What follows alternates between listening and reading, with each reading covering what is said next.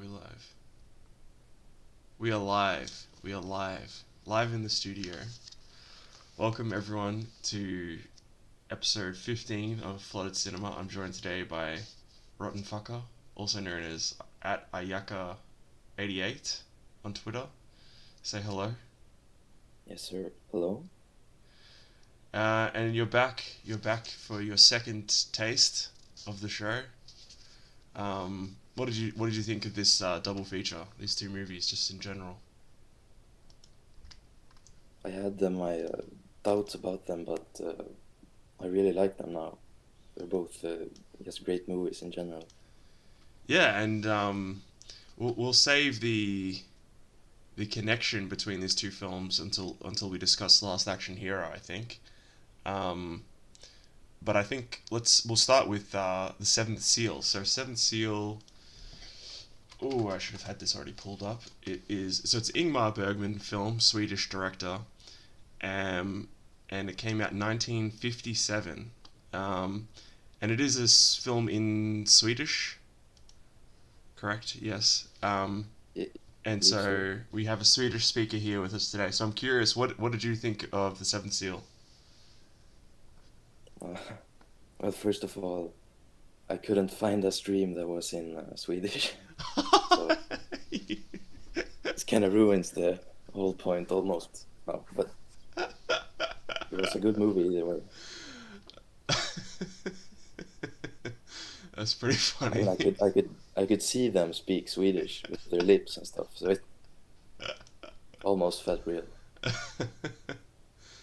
That's pretty funny. um, yeah, it's a really good, really enjoyable movie. I really liked it. Um, I think I've watched it before, but I haven't seen it in a long time. And going into it, I guess I was worried it would be more slow or more boring, possibly, than it was. But it really held up, and it doesn't. I mean, if it feels like an old movie, but it doesn't really feel that old. And like a lot of the things and the jokes and the tone make it still feel quite fresh. I don't know what was your experience with it. Yeah, it was. I thought it was going to be like an hour longer, but it's only, I think, 90 minutes, Yeah, and a lot of things happen in it, and yeah, it's not that old type of movie you'd expect from that time. Maybe that's why it's so popular. yeah. I think I was surprised. Just yeah, I think that the length of it is really good. Just the 90, or it's like 95 minutes or something. So it's like very quick in and out. And I think that's can be the problem with a lot of these older, more art housey philosophical films.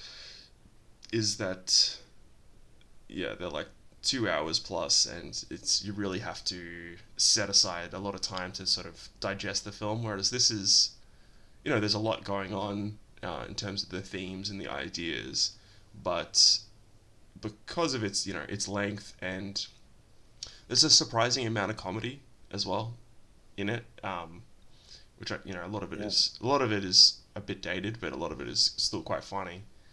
Um, so yeah, it's very if you're interested in watching like old foreign films or whatever, I mean foreign for non Swedish people. Um, this is probably a good place to start really, and I think a lot of the ideas and themes are very, they're relatable pretty much to everyone. Is sort of the whole point of it. Um, yeah, yeah, so we'll get into what the movie is actually about. Pretty much we're following a knight and his squire.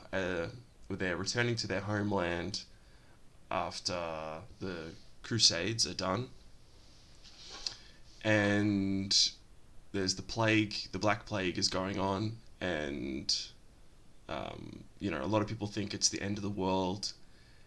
And pretty much the knight begins to see a vision of death stalking him, and Death says, your time's up, and so he proposes to Death how about we play a game of chess, and if I win, you let me continue living, but if you win, then you can take me. And Death agrees to this. And then sort of there's, other characters, and there's other little sort of subplots that go on, but that's sort of the main structure. Is we have all these discussions between the main character and Death. Um, yeah, Adam. Yeah, what did you make of that? Well, I don't know. That was sort of all I gathered from reading about the movie beforehand. So that part I expected, but like everything after that was surprising to me. But Mm. I don't really have anything to say about that. Yeah. No, we can get into the the I guess the themes or the ideas a bit later, but then there's other characters. There's like the I don't know, what would you call them, like troupe of actors, so like Yeah, jugglers and stuff like that, and um, one of them's a bit of a womanizer, and he sort of has it away with one of the women in the town, and then the other guy, he's a very sort of sweet, gentle man, and he has his wife and his kid that he loves. Um, so we get a bit of a contrast there, and also particularly them versus the knight and the squire, who are sort of returned from the Crusades, and they're both sort of defeated and tired and ready to give up. And I think we see that in particular with the character of the squire. So that he has his line where he says, "Goodbye, my sweet. I could have raped you," is basically what he says. Um, and he alludes to the fact that when they're out on the Crusades, he was, much more debaucherous, and the idea is like he's returned from the Crusades, and now he's too tired. He's too tired to, you know, do anything like that. And he's just much more,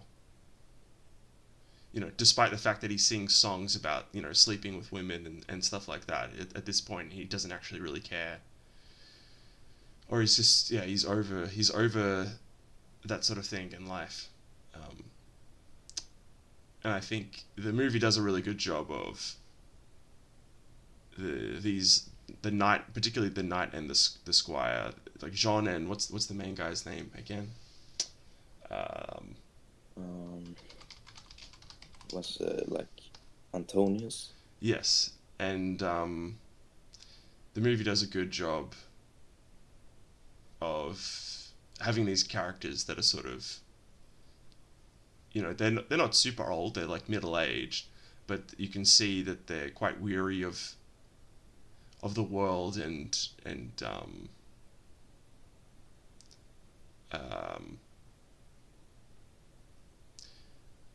debauchery and violence and lots of different things like that. Yeah.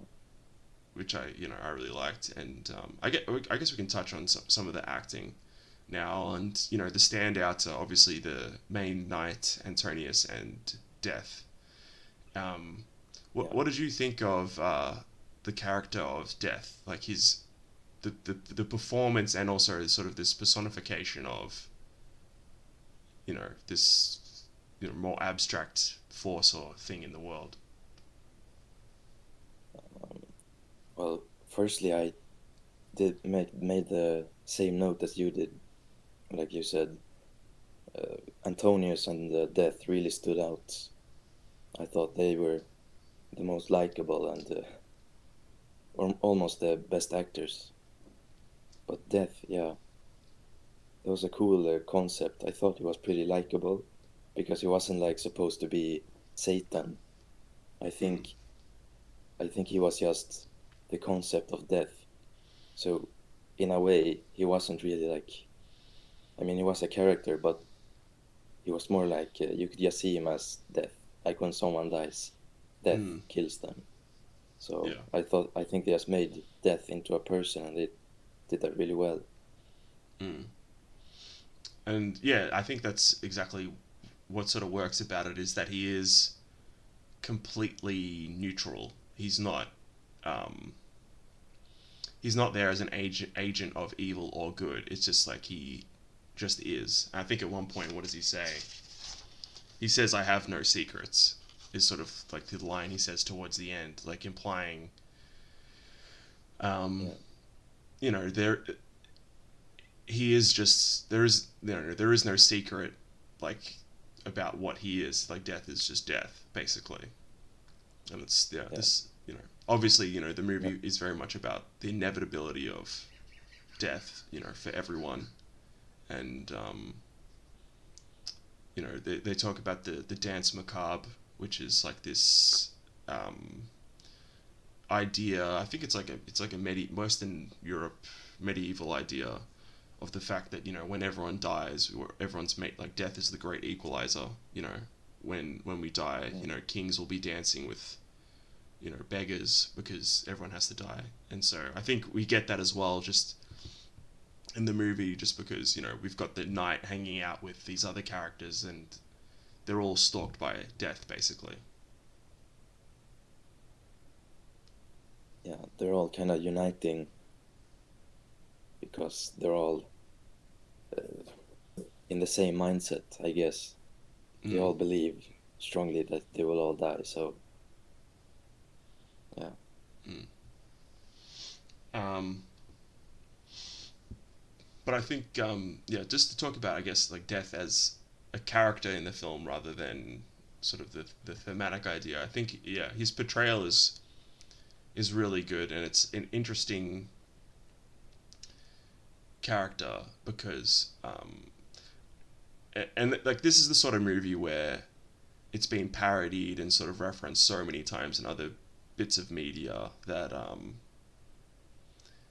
it's interesting to actually go back and look at this original portrayal of this personified death, because we see like a personified death in lots of other, TV shows and movies a lot of the time, and they're all obviously referencing this movie. But the actual portrayal in this is, um, and we'll discuss this a bit further, I guess, or we'll touch on this again when we get to Last Action Hero.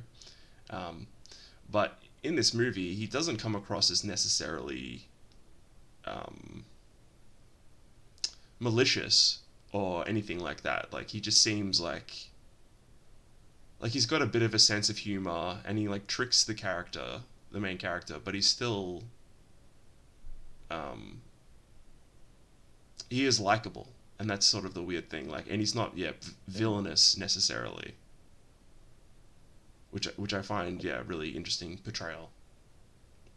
yeah. I found that in the world where they were, where everyone was miserable and there was obviously like a lot of misery and evilness in the world. So any character that's just neutral in terms of good or bad, I think came across in this movie as quite likable. Mm, mm. That's very true. Um, yeah, and his performance is great, and then also, obviously, yeah, Max von Sydow as, Antonius Block, the main knight, um, is really good as well, and he has lots of scenes where he's sort of, giving a soliloquy about death, and things like that, um,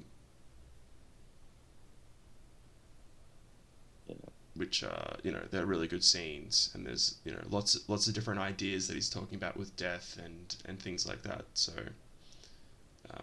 yeah, he's great too.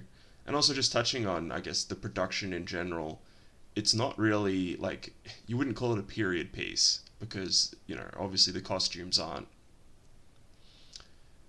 necessarily period accurate, and there's a lot of anachronisms with different sort of events going on, and, and things like that. It is more of like a allegorical fantasy type movie, you would say, rather than, like, yeah, the yeah, setting is, it's sort of the, I don't know what you'd call it, the the pop culture version of medieval Europe, but not necessarily in a bad way. Yeah, because I guess it wasn't meant to be focused on being a historical movie, Yeah. so they probably didn't focus on that, so Mm. people would maybe notice the other important elements. Mm. So they just worked in the concept of like having a big plague and stuff like that. Yeah. And the other thing we forgot to mention, which we should probably discuss, is the fact the title of the film comes from a verse in the Bible in Revelation 8:1, which is, "And when the Lamb had opened the seventh seal, there was silence in heaven about the space of half an hour." So um, we won't get into the Christian hermeneutic exegesis of that, but with reference to the film, the seventh seal, that's sort of the end of the world. The Lamb is, obviously Christ, and I think the silence in heaven, that it's with regard to the movie, what the movie is talking about is sort of how people can feel like um, they can't sense God or they can't see God. It's the silence of God, basically. It's like there's all this misery and suffering and blah blah blah going on in the world, and we're praying and supposedly supposed to believe in this, being that cares for us and loves us, but we can't hear anything or see anything, and so um, Antonius is plagued by sort of doubts about the existence of God, and the afterlife, and um, Yeah, I think like that's why I think the Crusades is a good sort of idea of it, because it's like they went on these crusades supposedly to be more holy or whatever, but the implication is when they were on the crusades they didn't necessarily behave in the holiest of ways, and now they've sort of returned and they've lost their piety and faith that they had before they left, basically. yeah, and I think like uh, they were talking about something else, but I think it was the squire who said like they sent us to the Crusades and told us that's what would bring us salvation. Mm. So they kind of, I don't know if they fully believed that, but they kind of went in expecting that, and obviously, like they probably knew it wasn't good, Yeah. and it turned out pretty bad, and so that probably made them doubt Yeah. their whole belief. Yeah. Um, yeah, and yeah, that is sort of the main, I guess. That's sort of Antonius's main, gripe is he wants a sign, or he wants some because that's what he says. He wants a guarantee to death that uh, that there is something afterwards, or basically, and he goes so far Yeah, as to, at one point, there's a witch, or a woman that's insane, basically, and thinks she's consorted with the devil, and he tries to ask her, oh, if you talk to the devil, has the devil told you that God exists and that we'll go to heaven, sort of thing? yeah, Um, and she's just basically insane, and yeah. doesn't get She it. was like avoiding, Yeah, avoiding his question. yeah, Like she didn't answer, but she just said like, "I can feel him." yeah. Um, and that's another really, yeah, because he's just sort of going around. He's trying to, yeah, get a sense of, like, some sort of sign or something that there is going to be something after, and he's asking death, what happens, and sort of death always just evades his question as well. And he says, he's not afraid of death itself. It's what comes after. Yeah, Um, Now let me have a look at my notes. There was also an interesting bit, with when they meet a painter, and the painter and the squire says, "Why don't you paint like naked women or something like that?" And or something nice. And the painter says, because he's painting death and he's painting all these miserable things, and the painter says, "Oh, people are more interested in that than naked women or something," which Oh. is an interesting idea. I don't know if I'd necessarily agree with it, but just in terms of how things are, I guess, right now. But I think the idea is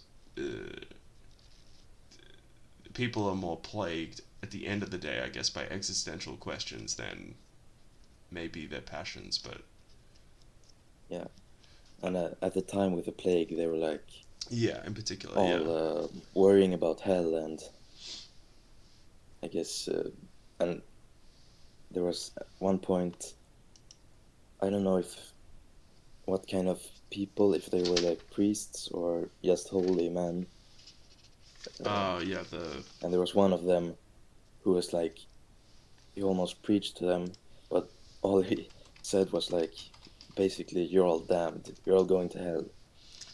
Like, yes. yeah, Um, yeah, that's they were the flagellants, so the guys that went around and like whipping themselves and torturing their body. Um, yeah, just a bit of a tangent about them. So they were sort of like they they weren't actually. I don't think they were fully in communion with the Catholic. Well, they weren't. They were like a. This is the actual history. This is not in the movie.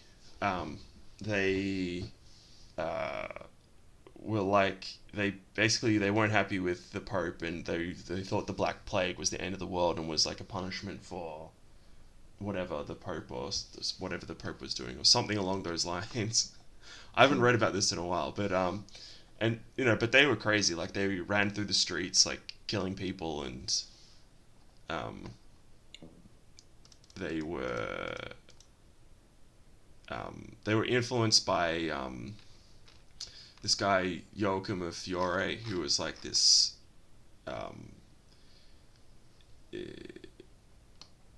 he was this Catholic theologian, but I think his ideas have been condemned since then. In the when was he?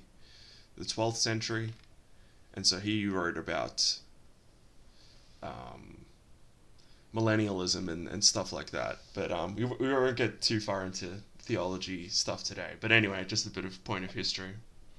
Um, yeah. I didn't so know that, so he kind of got unlucky to only be visited by those crazy. yes. So they weren't actually fully associated with the Catholics at the time. Um, but yeah, they're sort of like I think and that scene's interesting as well because we get the contrast of all the people in the town are like sitting and drinking and they're watching the jugglers perform, and then sort of halfway through the performance is when the flagellants come, and we sort of get, I think we get throughout the movie, um, it's sort of like it's exploring lots of different ideas about death, and it's sort of one of the ways it sort of we it sort of talks about death is, okay, we know that we're going to die. What should we sort of do in our life, and should we just be like the jugglers and be happy, or be not take things so seriously or whatever, or should we? And it contrasts it with the flagellants who are just super focused on death itself and the fact that we're all doomed, etc., etc. Um, Yeah, I um, mean, everyone was doing something yeah, as their sort of response to the fact that they were going to die. It's like yeah, some women were just constantly praying, and I think, and like, yeah, some people were sad and just drinking mm, away, and some people were like, we're just gonna make the most of it, have fun before we die. yeah, yeah. Um, and one little thing that I thought was funny was there's a bit just after this when it's at a like a inn or a tavern or whatever, and we see like a few characters, and they're sort of talking about how it's, oh, this is the end of days kind of thing. And the like, this woman character says, oh, yeah, God's judging us, or blah blah blah. And then like later on, she's like watching the juggler guy get beat up, and she's just like laughing at him. Like he goes to being like super pious or whatever, or serious, and then she's just like pointing and laughing at the guy getting beaten up. I just thought that yeah, that was funny. Um, what else? What else have I got written here? Um,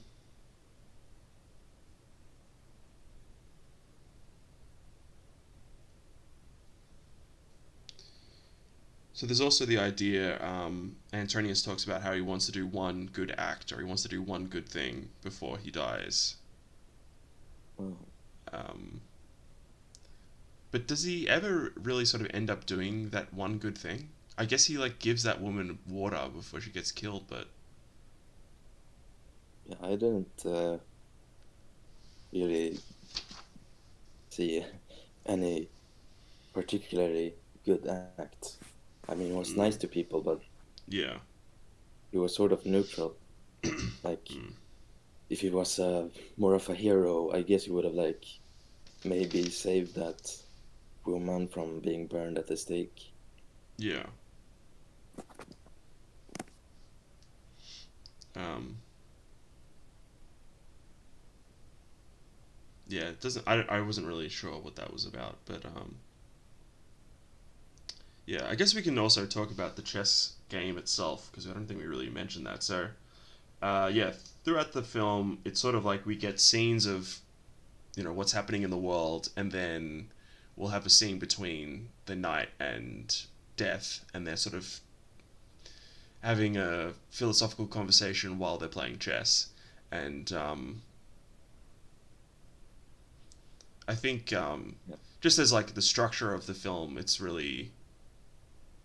I really like how they did that. Like it really yeah, we've already talked about how the movie's quite short, but yeah, it's really the structure and the pace and everything is really good. But to talk about the chess itself, I think it's, I mean, I guess it's chess. This chess is just sort of symbolic of life. Like we make all these moves, we make all these plans, um, and we think that we can beat death, basically, or we don't think about death, or we think, oh, if I do this, this, and this, I can outmaneuver life, or death, I suppose. And in the end, he loses the chess match, and it's yeah, just sort of, I think that's kind of what it's about. yeah. Like Death is a good chess player. Mm, You can't beat Death, I guess. yeah. Um, uh, and there was actually, I was watching when I was watching this, I was thinking there's actually another really good movie that would have paired very well with this movie, because it's more explicitly about death. Um, do you know Final Destination? Do you know those movies? I can't say I do. Oh well, we won't dwell on it too long, but it's basically it's like a teenager horror movie type thing where uh, someone at the beginning of the movie, someone has a vision of all them and all their friends dying in a horrible accident, so that they prevent the accident. But then all their friends start dying in other weird ways, and it's sort of also about the Mm. inevitability of death, but it's much more silly. Um, but yeah, it just made me think of that, as well as there's one scene I really liked when they're sort of in the woods, and like the wind is just blowing really really heavily, and it's quite it's actually a little bit creepy, like some of the stuff when they're in the woods, and like just they're heading to Antonius's castle. Oh yeah, yeah. Some parts were just so dark and like kind of like dreamy. If you said that, Mm, like a nightmare, and I fully expected throughout the movie especially in those scenes, like that something bizarre could happen, like when they were going back to his house, and it was like all so dark, and the house was gloomy Yeah. and like mysterious and had no introduction, and I thought like maybe the witch that they burned before was going to be sitting with them, just Mhm. because it's like so nightmarish, like that type of logic. Mm. Yeah, it definitely feels very dreamlike, and I think um, part of that is just because of the way that they do the scenes with death. Is like he's very much just like interacting with the world, um, just straight up. He's not. It's not like um, what am I trying to say? Like there's no real distinction in those scenes with death and the scenes sort of without death in terms of the way it's shot or the way it's framed or like in the way it's done to make it indicate that it is like a dream or a vision or anything like that. It feels very real. So these sort of fantastical elements bleed very directly into the more grounded elements, and then yeah, because of that you get this overall sort of very uncanny feeling throughout a lot of the film. Yeah, it was well done because you get that feeling, but and I was expecting some illogical, like dreamlike things to happen, but they never did. So they really nailed that feeling, I Mm. guess. Um, yeah. What else have I got written down here?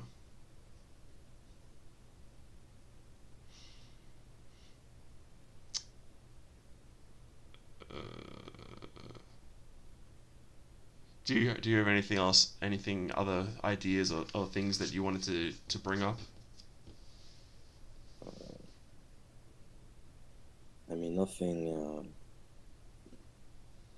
important. One thing I found their names to be rather silly, and I mean, I'm guessing they did that for some kind of purpose, but I don't know what. So they're not There traditional was this Swedish one guy, names. there was this one guy called like Joff, Yes. I think, and Antonius. I mean, I could be completely wrong about names of this time, but that sounds more Italian to me. Hmm. I don't know. Well, it's not. I don't think it's like supposed to be literally. I mean, I don't think it's necessarily set in Sweden. I think it's just like Europe in general is sort of, I think, the idea. Um, which and I guess that that also adds the sort of the dreamlike element is the idea that Yeah, and the allegorical nature of it, because it's not literally. I mean, it is literally about knights and the Black Plague and stuff like that, but it is much more just about our lives as well. Like we're confronted with death all around us in our lives, and um, yeah, I don't know anything about the names because I just assumed that they were normal like Swedish names. yeah. No, but that makes sense actually. So it's like they're trying to make it like a different world, but a world just like ours. So Mm, I think that's cool. mm. Yeah, no, I really like the setting. Um, and there's actually one character that we forgot to mention, there's a couple characters we didn't mention, but there's one that I thought was funny was and this can be a little is maybe a bit pertinent as well is the character of Ravel, the like thief guy. Yeah. So they mentioned that he was a theologian that went and talked to Antonius Block and convinced him to go off on the Crusades. And it's just funny that it talks about how he was like this theologian or whatever, and then now he's become this like thief and rapist guy. Yeah. I mean, I'm guessing he was evil from the start. Yeah, yeah, yeah. You kind of tell Antonius and maybe the rest of them. that like if they want to go to heaven, they Yeah, should go on the crusades and kill people. yeah, exactly. And when they Um, came back, I mean, he started out as a, I mean, in the movie, just stealing from the dead. But yeah, I think like when they were having that fight in the inn, he yeah, was like really evil and just wanted. It made me feel like he just wanted to commit evil acts. yeah. Because in the when they're fighting in the inn, like he has no reason to like escalate the that fight at all. Yeah, But he just like yeah, yeah, he had no motivation, and like he was constantly just just trying to get that man killed, yeah. and he was like, yeah, I don't know, no motivation. Mm. Um, and a friend of mine sent me an article. Actually, I told him that we were going to discuss this movie. About it's like a chess analysis of the chess game that they play. And what it said was basically there was no logic to the game itself. It was just sort of random. So I don't think Ingmar Bergman was like a big chess guy. It was just sort of a Mm, symbol that he thought looked cool, I guess. yeah, So they thought it was. They said it was likely it was just um, games that like maybe the crew were playing because the pieces were in logical positions for like a middle stage of a chess game apparently, but they weren't. There wasn't a one continuous game throughout the movie. Um, so I don't know what you can read from that if it is just Ingmar Bergman doesn't care about chess that much or if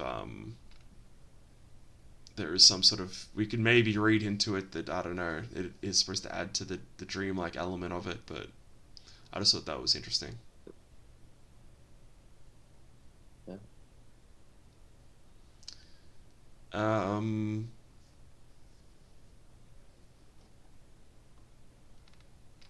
I don't know. I think we've pretty much covered it. You know, the thoughts and Okay. feelings. Um, rather, we don't have to go through all of the plot points and everything, or every single detail, but I think we gave a good overall idea and picture um, of the movie, and I think we would both definitely recommend it.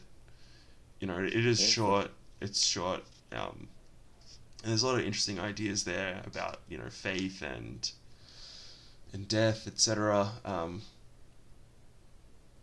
And it's not too long, not too pretentious, and it looks amazing. Like the cinematography is really great. Um, I really liked it. It's like it has a lot of deep thoughts and ideas, but it's also just a plain entertaining movie, I think, Yeah, yeah, in general. yeah. Um, any other thoughts on Seventh Seal? The Seventh Seal. No, I guess that's what that's it. That's it. All right. We'll now be moving on to Last Action Hero. So this is 1993 and directed by John McTiernan, who famously he also directed Die Hard. And this movie is sort of like a meta action comedy movie, I suppose is the best way to describe it. Had you heard of this movie before? Uh, yeah, my dad was watching a lot of movies at the time, so he definitely like remembered it and told me about it, and I think we even started it. So Ah, I recognized it when I started watching, but yeah, I really had no memories. yeah. And what did you think of it? Well, it was great. Uh, I almost liked it better than the Seventh Seal, even though it wasn't really as deep or anything. But No, it started out kind of slow, and I just thought it was getting more and more entertaining gradually throughout the movie. yeah, I think it just gets more yeah as it goes along it just gets more and more interesting and the stakes get raised and I really like the last third of the film, and I think Yeah. there's lots of funny things in there, lots of interesting little things in there. So the basic rundown of the plot is there's a kid who loves action movies, and he goes and he hangs out at this sort of dilapidated movie theater and watches all these Arnold Schwarzenegger films. So in the movie, he is canonically going and seeing Arnold films featuring Arnold Schwarzenegger, the actor. So Arnold Schwarzenegger, the actor, he is a character in the film. So it's kind of a bit meta like that. But basically, he goes and watches these movies, and one day there's the new Jack Slater film is coming out, which is like the Arnold Schwarzenegger action film, and the guy that runs the movie theater, who's his friend, gives him a magic movie ticket, which like transports him into the world of the film, and basically things go from there. Um, yeah, what did you think of the beginning? Uh, it kind of gave me like low expectations. It's like it's a sort of clever idea to just like bring him into the movie world, but they did so much more than I was expecting. And Mm, also when it started, um, because it starts with him just watching an Arnold movie, yeah, right? So I thought I thought that was going to be the movie. yeah, yeah, and actually, yeah, we can mention that opening scene that's where it is just him watching the movie. That villain guy, the Ripper, I think is what he's called. Yeah, Yeah, he's a great villain, and I think the characters in this movie, particularly the villains, are all really really good. Um, I really liked. Uh, what's that guy's name? This is very unprofessional. Let me just look it up. Last Action Hero. The redhead guy. What was his name? um, I took a note of it. Benedict. Benedict. That's right. So he was great as well. And I think the movie, particularly at later on, it does a good job of contrasting the real world, quote unquote, with the movie world. Um, and one of the effective ways it does that is the real world. So when we're following the kid, he lives in New York, but the movie is set in um, LA.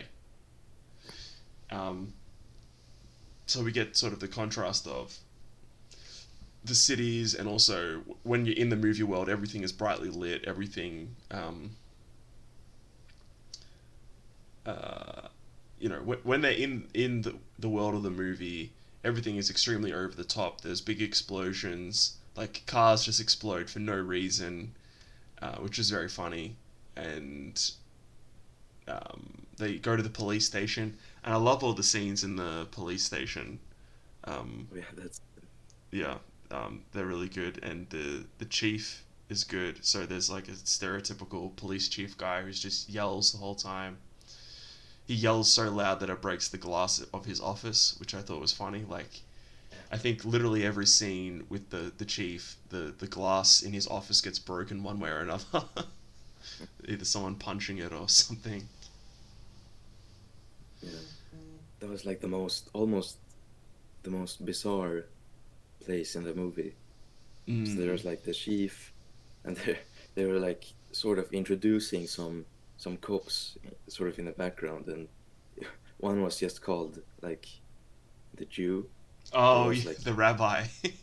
yeah, the rabbi, and he was just like an Orthodox Jew. And there was another one that was a two-dimensional cat. Yes, a cartoon cat. Um, and I think the movie does a good job of setting up this like over the top action world um, pretty well, and like all the music in this part is very it's this over the top 80s action rock and roll music. What else have I got written down here?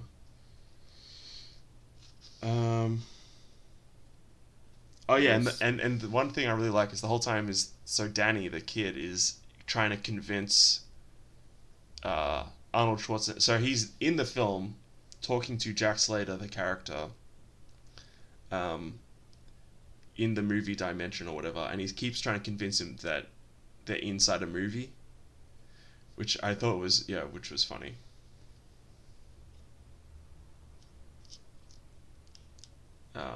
And there's lots of other little details, like for instance, they have the actor who played Salieri in Amadeus, Antonio. What's the actual actor's name? Anyway, it doesn't matter. So he's in the movie universe, playing as a particular character or whatever. But Danny recognizes the actor. It's sort of now I'm like trying to explain this movie. It is a lot more like weird and meta than I. Watching it makes perfect sense, but I think when you try and explain it to someone, it sounds like you're crazy. It had a lot of little details and points, like plot points. Yeah, I get it. It's hard to explain, I guess. But yeah, the movie basically has three sections. So there's the beginning, which is kind of boring and I think a little bit too long. Then there's the middle section where they're in the movie universe, and then ultimately, of course, the last section of the movie is when some of the characters from the film universe come into our world. I'm just trying to think what else is there to discuss about the movie world. There's just lots of it's just like a sort of very. I mean, I think I felt like while it was over the top, it wasn't really that much more over the top or absurd compared to a lot of other action films. But it's still, it still worked, the whole idea of it. Yeah, it was pretty solid, all the details in the movie world.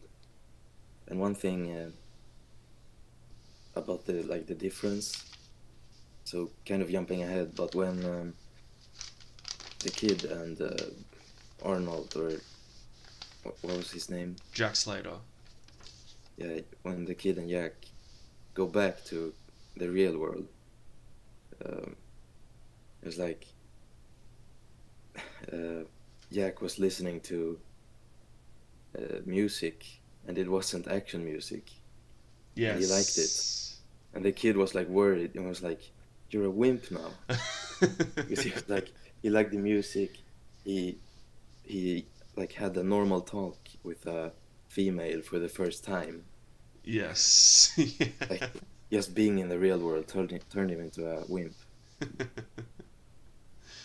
Yeah. I'm just trying to think what else is there to say about the movie universe.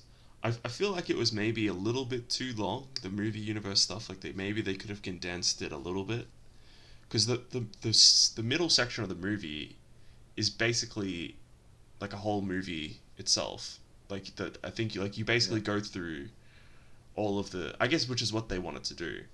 You go through the entire plot of an action film, but you have Danny there commenting how this is just like every action film the whole time, which I like. And it ends at the La Brea tar pits or whatever in LA, and and stuff like that. But Benedict, so he's not the main villain within the movie world. He's sort of like the main henchman of the main villain. But he works out, and this is one thing I really liked about his character, was he was like, he's very intelligent, and he sort of worked out what was going on much quicker than anyone else in the movie universe. And I think that helped to make him a more threatening villain. Yeah. So he works out, oh, this is actually a movie universe. And he manages to get the golden ticket, and so he goes to the real world, and then Danny and Jack Slater follow him as well back into the real world, and then there's sort of then the last third of the movie is in the real world, and the reason. So normally when we're discussing movies on this show, a lot of the time I'll just refer to characters by the actor's name because that's just easier to do most of the time. But for this movie, we can't really do that because, as I mentioned before, Arnold Schwarzenegger is actually in the movie like as himself, and there's one scene where Arnold Schwarzenegger is fighting Jack Slater, and that's very funny, that bit.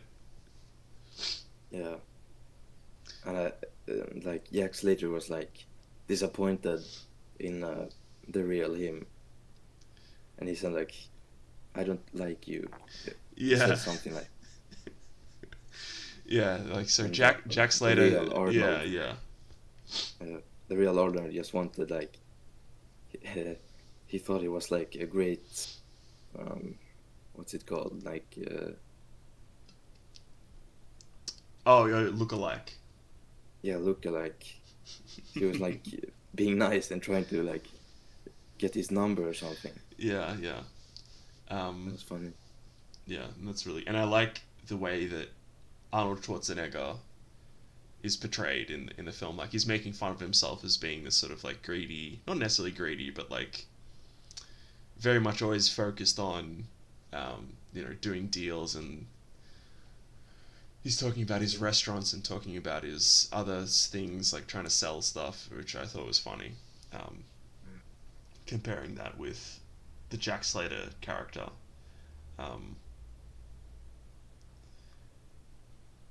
Yeah. But what I really like about the one of the best bits in the movie is when Benedict. So, and I don't think we haven't fully discussed him. So he's missing an eye. So he has like all these, sort of glass eyes, but half of them, they're all like these little gadgets basically. So one's like a bomb. I don't know. One's like helps him shoot or whatever. I don't know. But he's really cool. With his eye, and then also he has like this really big gun, which I liked. Which I thought looked cool. Yeah, like a revolver. Right? Yeah. But then there's basically a bit where he's just like walking through New York, and he sees like this guy getting robbed, and he assumes, because he's from the movie universe where bad guys can't ever get away with anything, because in the movies the good guy always wins, and so he's used to, when a crime happens, within 10 seconds the cops are there, because that's how it works in movies. And so he sees someone get robbed, and then he sort of looks around, he's like, where are the cops? And then then the next scene he's like, what does he say to the guy? Can you help me test the hypothesis or something? He says something like that, and then he just shoots the guy dead, and then he's just like looking at his watch, and he's waiting for the cops, and no one comes, and he starts just sort of yelling, "I just murdered someone, I want to confess," and then someone just yells, "Shut up," and he just sort of realizes, in the real world, quote unquote, you can get away with crimes a lot more easily than in the movie world, which is great. And then so he has a plan to use the golden ticket, magic ticket thing, to bring other movie villains and stuff into the real world to like take it over and like get as much money and commit as much crime as they want, basically. So yeah, I don't. And what else have I got written down here? Oh, there was another little cute moment when back in the movie universe, Benedict, when he's working out what's going on about the two universes, on the TV where he like the Twilight Zone comes on, the Twilight Zone music, like da da da da da da da. So, and there's lots of little details like that in the movie. Um, Lots of little references and things like that. They're not like overdone. They're all, you know, just funny. Like there's one bit where they go to like a video rental store in the movie universe, and then they see like all these movies, but the actors are different actors playing them in it, which I thought was funny. Oh yeah. Um, Like I just I like that. I probably didn't get most references, uh, but I certainly like noticed the movie was just full of details, and it felt like the movie had a lot of substance mm, compared to like almost any other like typical action movie. It mm, had a lot of just stuff. mm. Yeah, and if you like, I mean, if you like action movies in general, yeah, you'll definitely enjoy this movie. Yeah. Uh, was there any other things you wanted to say about sort of the last third of the film, Um, or anything in particular? could check my notes. Uh,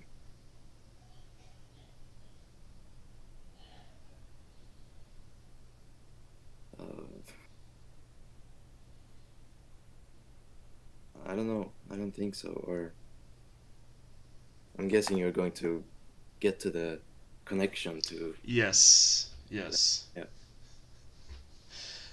So I try to. So most episodes of this show, I try to have some sort of connection between the two films, whether it be thematically or like a joke or a pun with the titles. Um, but this movie, actually, these two movies actually share a character, um, and I always thought that this would be such a funny double feature just because of that. Um, so in the last part of the movie, when and this is one thing I was a little bit, I kind of wish there was more of in this movie was so they make this big show of, oh, he can bring villains from other films into the real world to help him, but he only ever brings that one other guy, the Ripper guy, Yeah. From which another Slater movie, right? yes, um, and actually that was very funny. So there's a bit where they're at like a movie premiere, and so uh, the the villain Jack the Ripper guy or whatever his name is shows up to the premiere, and everyone at the premiere assumes it's the actor in costume, like come as like a special promo thing. Oh, But it's actually the yeah. character. Yeah, so I thought that there's lots of little things like that which are really fun. Um, but the one other, I guess, I mean, I don't know if we'd call him a villain based on our previous discussion, but the only other character that he brings out of the movie world into our world, and it sort of happens. Does he do it deliberately, or is it like Um, it was sort of like semi by accident kind of thing?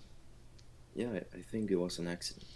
He brings death from the seventh seal into this movie, into the real world of this movie, which I think is yeah, it was very, when I first saw it, I'm like, what? As if this is what's happening. Were you quite surprised when it happened? Yeah, I was so surprised. Were So you thinking that like, was well done of you. I had no idea uh, and that they shared that character. I know, I mean, we've spoiled it now, but I guess for you would have been watching it and you're like, what? Why did you pick these two movies? Like, I don't see any connection at all. Um, but yeah, he basically death comes into the film and he walks around and he kills like a couple people, like not kills them, but he touches them, and then they die from something. Um, Yeah. and it's played by Ian McKellen actually. Isn't that right? Is that right? Is it Ian McKellen or is it the other guy? Yeah, it's Ian McKellen. Um, Yeah, and I think it's funny just having that character be in the film. And then he sort of helps. It's funny because in the end he actually sort of helps the main character. Um, Yeah, I mean he saved the day. yeah. Like, Um, I think yeah, it's just sort of weird watching these movies back because I literally watched them back to back last night. So it is sort of it was very because I sort of forgot about it until he comes out of the movie screen, which is a yeah, cool bit as well. But yeah, he's Death from the Seventh Seal is in this movie. Um, yeah, which is it's I don't know if they picked him. I don't know why they picked him out of all of the characters they could have had in the movie. yeah. I don't know if it was like that's just who they had access to, or if they thought I don't know. It's just such a weird. It's like you're watching this Arnold Schwarzenegger action movie, and then a character from a 1950s Swedish movie comes out. Yeah. I was But hoping I he like would that. speak Swedish, but no, he speaks English, which Oh, fair enough. yeah, I like that that they kind of did that fourth wall breaking with other movies and like real actors. It felt sort of daring. Like normally movies wouldn't do that at all, even if they were supposed to kind of break the fourth wall. Like to show Arnold as this as his real him and bring Yeah, death from that from the other movie. yeah. It's surprisingly it's very meta for like an early '90s film. Like you don't really think of when you think of meta sort of things. I don't know. You think of it as more modern, like a more like something of the last 10 years or so. But I guess that's just I don't know ignorance because yeah, this movie is I guess like as we just discover trying to talk about it is quite confusing because you've got Mm. Jack Slater, then you've got Arnold Schwarzenegger, playing himself as the actor Arnold Schwarzenegger. So, but Yeah. But the impressive thing is that they pulled it all off like really really well. So all yeah, the fourth wall yeah, breaking and all the many plot points, they just tied it well together and just well executed and stuff. yeah, and it really doesn't feel like it doesn't feel like too on the nose. It doesn't feel like it's thinks it's like so clever for being meta, and that's one thing I really hate about like that TV show Community. Yeah, you know I I find it like very annoying in that sort of show, and a lot of these sort of more modern meta things is like they want to be pat on the back for being meta. Like the whole time they're sort of oh oh this is so clever. Um, how clever is this that we've done this? And but in this movie it just sort of they do it and it's not really dwelt upon in like this wink wink nudge nudge type way. It's just sort of that's just what's happening in the movie, and it's played more just for laughs and stuff, which is really great. So yeah. The movie felt like very humble about itself. yeah, and it's over 2 hours. It's like 2 hours and 10 minutes, but it honestly it goes by so quick. Like I was Yeah, as you surprised. said, uh, I the was only if part that was like uh, sorry, go ahead. the only part that was like uh, felt long was just the first third of the movie. But other than that, he was like Yeah, perfect. yeah. I think they could have cut that down a little bit. I don't know, Yeah, but the rest of it is it's really great. What else is there to say? I found it really interesting. This is the other one thing I was thinking about a lot I was watching this was um, because for the villain, for Benedict, like discovering this real world, um, for him is sort of, it's like immediately it's a good thing. Oh, there's a world where I can like be successfully evil, but the idea for Jack Slater, for Arnold's, you know, character in the movie, um, it's, he's very black pilled when he finds out that the world he lives in isn't actually the real world, and he's sort of thinking, you know, like, what's the point of my life? What's the point of everything I'm doing if like it's all scripted, based on like what these writers want to happen, and it's all Yeah. the only reason I win is because of whatever, and like he does sort of genuinely struggle with it at one point. He's just sort of um, Yeah, it was almost like having an existential crisis in the yeah, beginning. exactly, and I really thought that was interesting, like an interesting thing to have in the movie.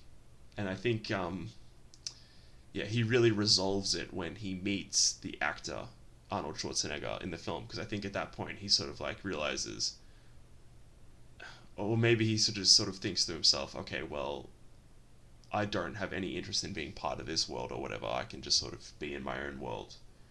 But um, yeah, no, there's surprising, as you said, there's like a surprising amount of like little details and flourishes and touches, in the script and in the performances and everything, and it's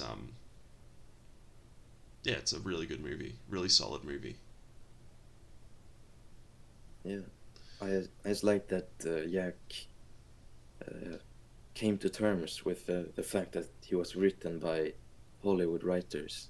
Mm. Like at the end, when his boss was screaming at him again, and like, Oh yeah, yeah, yeah.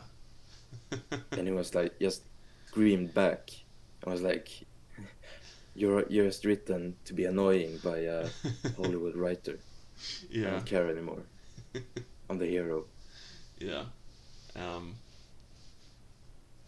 yeah. And the other thing I'll say is the main character, the main kid, Danny. He's not annoying, which is good, Yeah, because a lot of the time I find, yeah, kid characters are annoying. I find it funny as well. Like, so this is 1993, so it was only 2 years before was Terminator 2, which is sort of very. There's a lot of similar elements, like a young boy teaming up with Arnold, and action stuff happens. But yeah, I guess that would be the one concern going into this movie. It's like if you find the kid annoying or not, but he's not he's. I mean, you wouldn't call him an amazing actor or whatever, but for what the movie is, he's good. He's not annoying, which yeah. which is good. I made that same note that he's just like a really good actor for his age, and Mm. he I think he really did like even the more demanding scenes. He did them really well. Yeah, yeah, and I like the bit where he's pretending to be crying to like trick Yeah, the yeah. guy. That was cool. Um, and there was one very funny line that I wanted to mention, um, which was the line where Benedict is shooting his like Italian boss, and he says, "You stupid spaghetti slurping cretin," and then shoots him. Yeah, Yeah, that just made me laugh. And there's lots of like it's written to be like as we've said, over the top and a parody of action films. So there's lots of really good, funny one-liners if you like puns and things like that, and so it's very enjoyable film. yeah. And it was Um, like before everything had to be gay, so it had a lot of like based moments that yeah, were kind of just normal, but for yeah, us, yeah, or for yeah, me anyways, I took note of them. yeah. Um, yeah, I'm just I don't think there's anything else to really talk about with it. Yeah. I think we've covered both of these movies.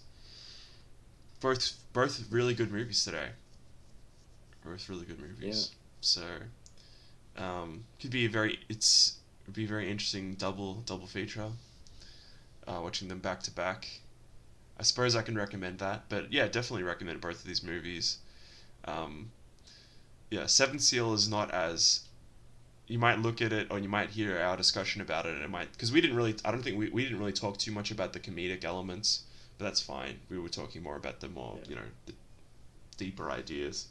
Um, but it is surprisingly it's only really the last say third of the movie where it's quite dour, not in a bad way, but it's more because that's getting to the end of the film and getting to the whole death thing. So um, it's a yeah. I would recommend that. Don't be don't think it's gonna be this like super whatever. It's a good movie. That's what I'm saying. And then obviously Last Action Hero is great fun. Yeah. Do you have any final thoughts on the two movies?